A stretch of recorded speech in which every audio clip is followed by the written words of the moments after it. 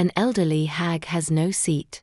I returned home with my mother after we went to a corporate party before Catherine Simpson, a nasty employee, told my mother this. We were enjoying ourselves when Yolanda, Catherine's mother, further exacerbated the situation by acting haughtily. I was furious, but my mother was the first to speak. Catherine, could you please call your branch's top official? The Simpsons' reputation was immediately destroyed by this single sentence. Mein Name ist Diana Krehl. I work for the corporation and I am 48 years old. My mother, Helen, is vivacious and has a flower store. My father went away 11 years ago. She wasn't operating a flower business from the start. Of course, she was once a very involved employee of the corporation. The corporation wanted her to continue in some position even after she retired, but she decided to take a full retirement. She stated, "I want to take it easy now because it's not good for an old woman to stay on site forever."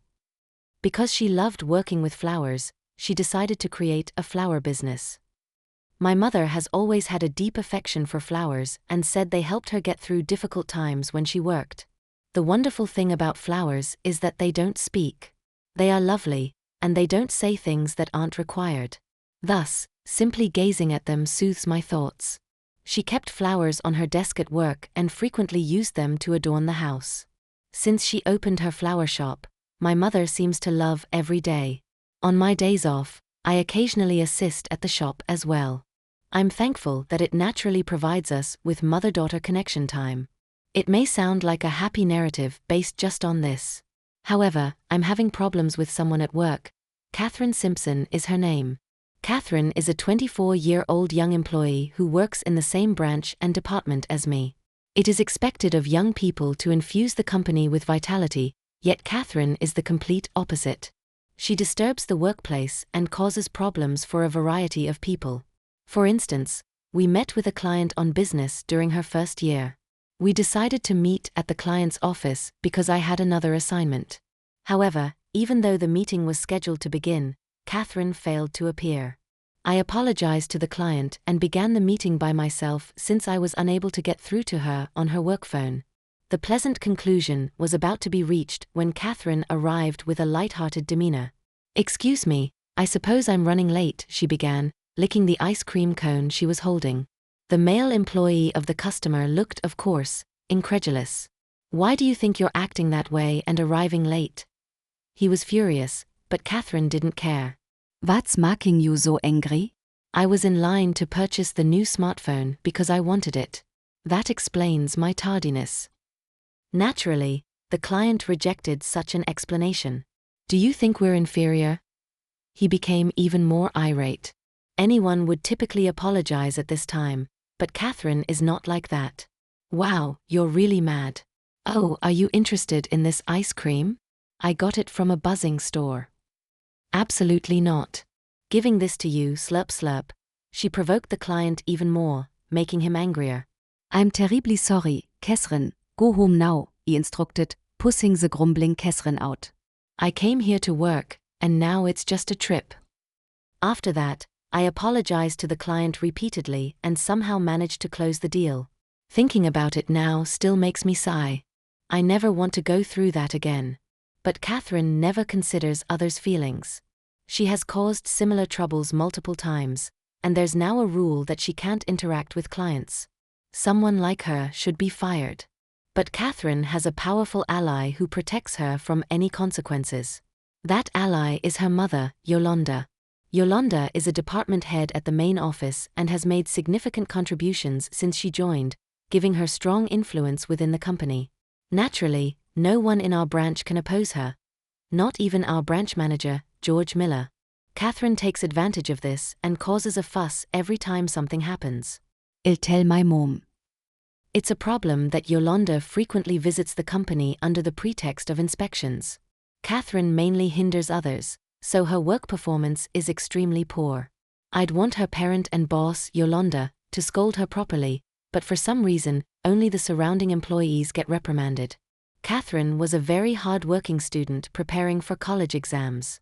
If she's not performing well, it's definitely because of her environment. Yolanda says this loudly.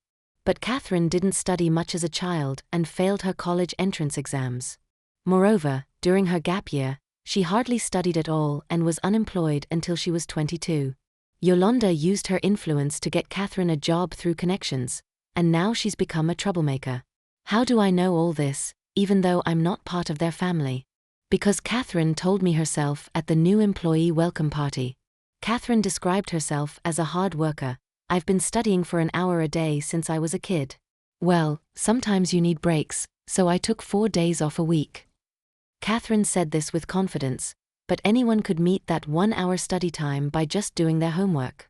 An employee who attended a competitive school said it was normal to study for 8 hours a day on weekends during exam season. Catherine's study habits hardly qualify as hard work. I failed my college entrance exams in my senior year, but I realized that life isn't just about studying, so I tried various things to broaden my horizons. This statement itself is fine, but Catherine enrolled in a voice acting school and quit after 2 months. Then she enrolled in a programming school and dropped out after a month, repeating this pattern of giving up quickly. As a result, time just passed without her gaining any skills. But the trouble part is that Catherine feels she accomplished something. Shortly after joining the company, she said this while fiddling with a computer. I went to a computer school, so difficult tasks are a piece of cake. However, what Catherine was doing was merely calculating totals and averages on a spreadsheet. It's something all employees can do and nothing to boast about. She feels like she has done a huge job just by creating a simple document. Mission accomplished. Therefore, even if I want to assign her the next task, she runs out of energy and doesn't do anything. Currently, she can only manage to create 3 documents a day, making her work performance the worst by far. She's truly a dead-weight employee. But her outrageous behavior doesn't stop there. One day, while I was helping my mother at her flower shop on my day off, Catherine and Yolanda came in together. I had a bad feeling, but I greeted them with a smile. "Welcome," I said. However, Catherine immediately scowled upon seeing me. "You? Why are you here?" she snapped. "I came to find flowers for my house, but now I'm in a terrible mood." Oh, jurese employer ruining everything. Get out. Even Yolanda started hurling insults at me. I was exasperated but decided to treat them cordially as valuable customers. "This is my mother's shop and I help out on my days off," I explained. But then Catherine kicked over a bucket of flowers. Yolanda followed suit by smashing a nearby potted plant onto the floor. That plant wasn't for sale but was a flower my mother had nurtured with care. "Why would you do such a thing?" I hurriedly stood the bucket upright and rushed to the potted plant, but the floor was soaked, and the pot couldn't be restored. Catherine ten fleshet a malitius gren. A troublesome store like this should just go out of business. I only helped move things in that direction. That's right, I felt Catherine's intent, so I got a bit rough afterward. The troublesome duo smugly exchanged remarks about how great mother-daughter power is, but it was a nightmare for us. Moreover, my mother, who had just returned from a flower delivery, saw the state of the shop and was wide-eyed. "Oh, we helped you destroy your store, old hag." "Let's go, Mom," Catherine said. "Yes, Catherine, I don't want flowers from such a shabby store anyway." Let's go some wäre Else. "Bye, old hag," Yolanda added. The two left, spewing hateful remarks, leaving my mother and me to clean up the mess. When I explained what had happened, she looked very sad. Of course, she was devastated as the flowers she cherished were damaged. Those people are really something. If they do anything again, we need to come up with a plan, my mother said. I agreed with her, and we decided to install security cameras. However, we unexpectedly had to confront the sun again. One day, I attended a company party held at the headquarters. This party gathers not only headquarters employees but also those from all branches, with over 1,000 attendees. It's quite a grand event. While only employees can attend, I was allowed to bring my mother. We arrived 2 hours before the scheduled start time, waited for preparations to finish, and then the party began. The company president had generously prepared a buffet with delicious food, and we could eat as much as we wanted. There's nothing more grateful than this. Though my mother is older, she still has a hearty appetite and loves meat. "This is so good," she said, enjoying the roast beef. Seeing her happy face made me very pleased. However, our peaceful mother-daughter time was interrupted by none other than The Simpsons. Wow, look at those poor folks getting excited over cheap meat, Catherine mocked.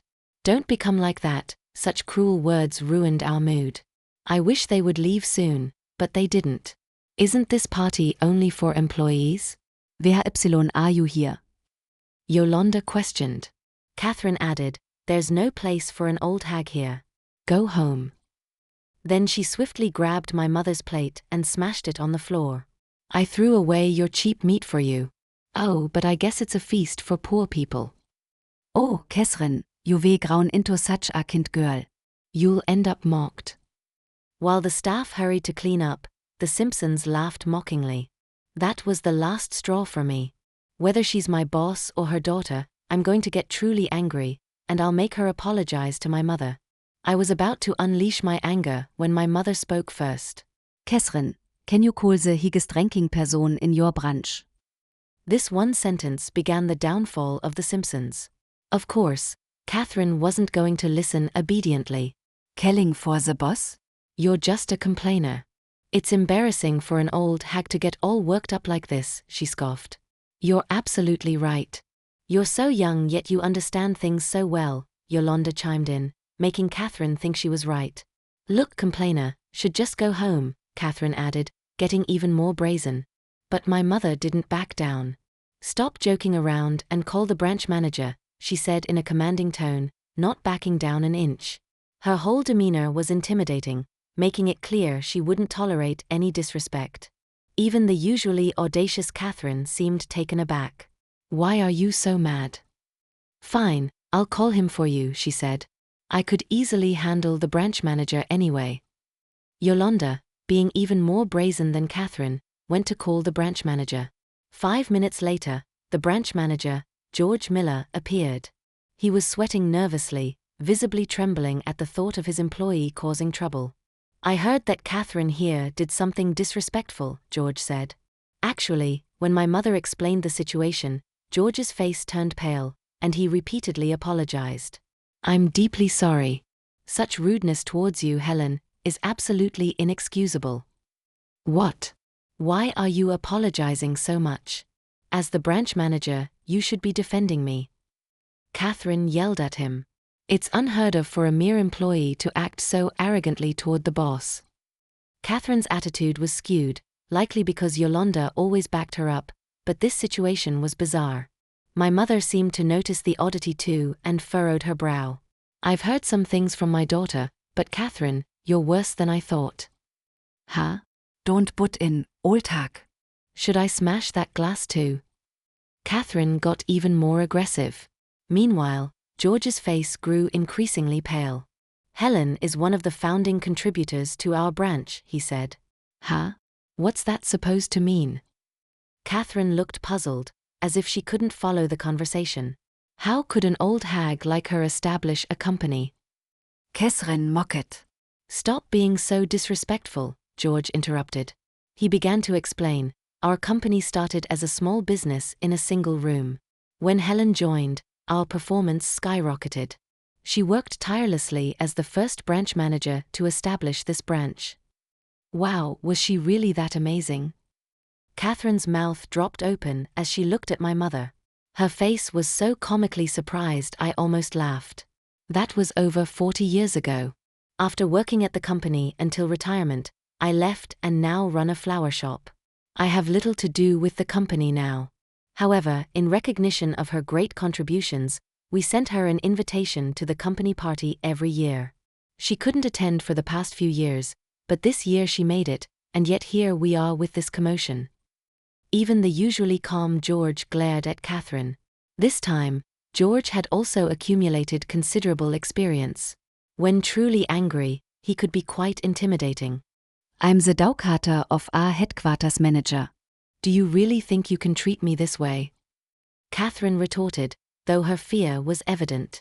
But it seemed that wouldn't work this time. Don't bring ML into this now.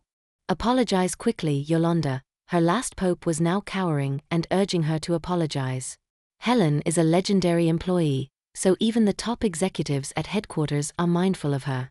Plus, it's basic human decency to apologize when you've been rude. You wäre just causing a Szene vis mil a moment ago. What was that all about? Seeing her mother suddenly change her tune, Catherine was flustered. My mother and I were equally shocked by Yolanda's sudden shift, but she nervously approached my mother with a forced smile. Oh, you must be Helen. I think I saw you at a company party years ago, but you look a bit different, almost like someone else. Are you trying to say I've aged? How kind of you. My mother was clearly annoyed by Yolanda's poor excuse for an apology. Stop saying such nonsense and apologize properly. It's basic human decency, right? Yes, you're right. I am very sorry. Yolanda quickly apologized, but Catherine was clearly not satisfied with this outcome. Mom, you're apologizing too easily. I don't care if she was a legendary employee. She's just an old hag now. Catherine muttert. Though Catherine's words were extremely rude, they also reflected my own curiosity. Did something happen between you and my mother in the past, Yolanda? You seem quite scared of her. No, not at all, Yolanda tried to evade, but my mother seemed to have realized something. Were you the employee who broke the vase? Huh? I don't know anything about the pink vase. Seeing Yolanda's startled reaction, I was convinced my mother was right. How did you know it was pink? My mother didn't mention the color. Oh well, I just thought Helen might like pink, so I guessed. Yolanda offered a flimsy excuse, which was obviously unconvincing. This tendency to make excuses confirmed she was the one who broke the vase. My mother asserted and began to recount the vase incident years ago when I was still working at the company. A young Yolanda got drunk at a party. It was my birthday party, and she shouted, "I don't care about the old lady's birthday," and broke the pink vase I got as a present. That's terrible behavior for an adult. I looked at Yolanda with disdain, and my mother sighed deeply. That night, Yolanda was too drunk to have a conversation, so we sent her home. She came to apologize the next day, but all she did was make excuses, which only made me angrier. I'm terribly sorry about that, Yolanda said, her tone laced with insincerity. Helen scolded me so harshly back then that I even had nightmares about it. To be net scared and yet forget about my mother, I must have looked utterly exasperated. Yolanda, sensing my glare, awkwardly spoke up. I did compensate for the vase, so let's just drop this topic. Oh Mom, that's so lame. I didn't know you'd change your stance so easily, Catherine muttered, making Yolanda glare at her. After all I done to protect you, this is what I get. Yolanda snapped. Huh, isn't that what parents are supposed to do? They love their kids more than anything, so it's only natural, Catherine retorted. What an odd, audacious statement. Even though Catherine was outlandish, I thought she had some love for her mother. After all, Yolanda had always protected her, and they seemed close. I assumed she had some gratitude, but clearly, she was beyond that in a bad way. Of course, while I stood there stunned, Yolanda began to genuinely get angry. You think that way? I never thought you'd be so ungrateful. Like I said, it's just what parents do. I can't feel gratitude, Catherine scoffed. Think about all the hard work I put in raising you. It wasn't easy. Catherine is indeed a selfish person who still relies on her parents. Living with someone like her for years must have been exhausting. You were neither good at studying nor sports, and you caused trouble at school. Think about how embarrassing that was for me. Yolanda was speaking passionately with no sign of stopping. Even after high school, I spent money sending you to various places, but nothing lasted. So I had to use connections to get you a job. You owe me for all the money I spent, Yolanda finally said. Catherine turned red with anger. Shut up. If you're going to say that, I don't need you anymore. I can live on my own. Catherine retorted. Fine, then get out of my house. In the end, Catherine and Yolanda argued and stormed off in different directions. George later promised to properly apologize and take disciplinary action, but my mother and I were just left exasperated by the Simpsons. Following George's orders, the Simpsons were removed from the venue, and the party ended on a high note. However, I sincerely hope to never spend time with them again. A week later, my mother and I visited a regional branch. This branch is known for its strict work environment, and we were here to meet someone. On our way to the meeting area, we heard a scream. The next moment, a door burst open, and Catherine ran out, hiding behind me. I kent stand an humore. "Stop that man, please," she shouted, pointing to where she came from. A tall man, over 6 feet, emerged. "Well, if it isn't Andrew," I said. This was Andrew Garfield, a manager at this regional branch. He used to work at my branch, and we got along well. He's a person with guts, bringing energy and support to the department. Diana and Helen, isn't it? "Thank you so much for coming all this way. I apologize for any inconvenience or mess you may have encountered," Andrew said. What happened? I asked. Catherine ran away crying. When I asked for an explanation, Catherine started to cry loudly. "Andrew is scary," she sobbed. "But Andrew isn't the type to push someone without a reason." I figured Catherine must have done something, so I decided to hear the details in the meeting room. Catherine had been transferred to this regional branch the day after the company party. This place is known for reassigning problematic employees, so Catherine came here for re-education. "Being forced to move is so annoying," Catherine grumbled. But she had been given special treatment all this time, so she had no right to complain. She should have been transferred much earlier, but it only happened now because Yolanda's protection was gone. After a week, it was assumed the chaos of the move would settle down, and we planned to receive a proper apology from her. However, we were greeted with this mess instead. Actually, I told her to prepare some documents on the computer and make copies, but she snuck out to a nearby corner. When I scolded her, she started crying and ran to you for help, Andrew explained. I sighed, and Catherine cried even harder. "My salary is down, and I have no motivation. Plus, this place is in the middle of nowhere.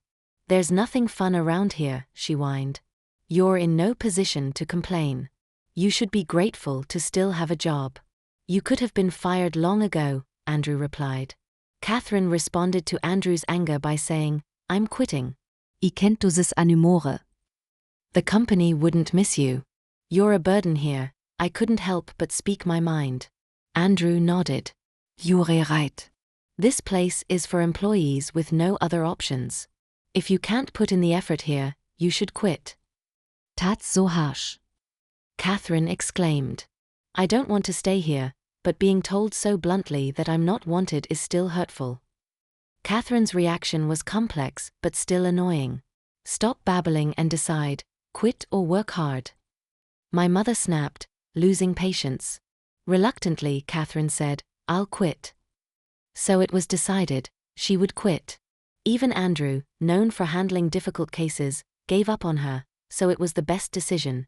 "Before you go, apologize for the incident at the party," Andrew prompted. Catherine reluctantly apologized. I'm sorry. Since we couldn't expect a better apology, my mother and I decided to leave it at that. As we headed home, we talked about how awful The Simpsons were. 10 days later, my mother and I were working at the flower shop when suddenly a duo wearing masks burst in. Give us the money. "If you resist, you'll regret it," they shouted. Even though they tried to disguise their voices, it was clear they were women. Both my mother and I were startled by the sudden intrusion. "This store has security cameras. I'll call the police now," I said. As soon as I said this, they started to panic. "Wait, what is that? Is calling the police allowed? Isn't that against the rules?" Hearing their voices, I immediately recognized who they were. "You two are the Simpsons, aren't you?" Your voice are back to normal. As soon as I said that, the two who looked like the Simpsons panicked even more. I was probably right. "Oh no, what do we do, Mom?" Yolanda said. Don't call ML Mom. "They'll figure it out." The one who sounded like Yolanda scolded the one who sounded like Catherine, confirming they were indeed the Simpsons. "Are you here for money or just to mess with us?" I asked. Catherine responded, "Sure, we want money, but making you uncomfortable is enough. But you should still give us $100. It's only polite," Yolanda added nonsensically. "But I don't want to give even a penny to people who come wearing masks," I replied. While this idiotic conversation was happening, my mother appeared. I called the police from the staff phone. "The station is nearby, so they'll be here soon." Upon hearing this, Catherine and Yolanda started to freak out. "We need to run. We need to run," they said in unison. Opening the door, they found 6 passers-by gathered there. This area is fairly busy, and people were bound to notice 2 masked individuals causing a commotion. "Hey, they're criminals. Don't let them get away," someone shouted. "We'll hold them down." 2 young men entered the store and restrained the Simpsons. "Oh no, help. Mom." The Simpsons cried out pathetically, but other passers-by joined in, and they were quickly subdued. The police arrived shortly after, and they were promptly taken away in a police car. The Simpsons told the police the same motive they had told me earlier. After Catherine was fired, she ran back to Yolanda in tears because Yolanda caused such a scene at the company party, which had a gathering of 1,000 people. She was demoted and eventually resigned. Lost and unsure what to do, they had been hiding at home. The company had been trying to contact them for an apology, but they ignored all communication. Having nowhere to go, they reconciled and decided to stick together. They irrationally blamed my mother and me for their downfall and attempted this foolish crime. We thought we could get some money and leave after a quick scare, but we stayed too long, and things got out of hand. We are truly sorry. Catherine and Yolanda came to the store later and apologized. There were no damages, and they seemed genuinely remorseful, so they were let off with a stern warning. However, we still felt nothing but disdain for them. "This is all your fault. Stop blaming others and running away. Don't interfere with Diana's life. You're banned from this store." When my mother and I said this, the Simpsons apologized in unison. "We are very sorry. We are very sorry." Diana works at the same company as I did, but she passed the entrance exam on her own, without my help. She's been working hard without relying on me. Catherine and Yolanda, it's time for you to be independent. My moters stern words gave the courage to speak my mindestens Catherine and Yolanda, you are but too selfish. From now on, stop blaming others and learn to stand on your own. Otherwise, you'll remain unhappy. "Yes, yes," they responded meekly and left with their heads hung low. Finally, peace returned to our lives. 2 months later, I was walking near a park and saw the Simpsons arguing loudly. "You're not my mother." Go wäre verjuvent. "Fine. You can't live on your own anyway," they shouted at each other. "We're practically homeless. Why don't we have any money?" "Oh right, you spent it all on brand name goods." "Those were rewards for myself. I spent money on your education." They were clearly arguing over money, as indicated by the statements implying a lack of funds. As I thought, how disruptive they were. 3 rough-looking young men started yelling at them. "Hey, shoot up. Sorry, sorry." The Simpsons fled in fear, but the young men pursued them. "Don't run away. The young honest kind of Kute." "I'd like her to be my girlfriend," one of the young men said. This made me wonder what would happen if they couldn't escape. But if I helped them, they'd probably ask for money, so I quickly left the park and went home. Meanwhile, I continued working at the company. Recently, I was promoted to department manager in recognition of my achievements. Even though it's at the branch level, my salary has significantly increased. With Catherine and Yolanda gone, work has become much easier and more enjoyable. George, our branch manager, no longer gives special treatment to any employee and maintains proper discipline within the office. With the troublemakers gone, he's visibly happier. My mother still runs her flower shop and seems as happy as ever, surrounded by flowers. Oh, this flower is about to bloom. It's going to be beautiful. Seeing my mother's joy fills me with happiness too. It's an ordinary scene, but I hope this simple happiness lasts for a long time as I continue living my life.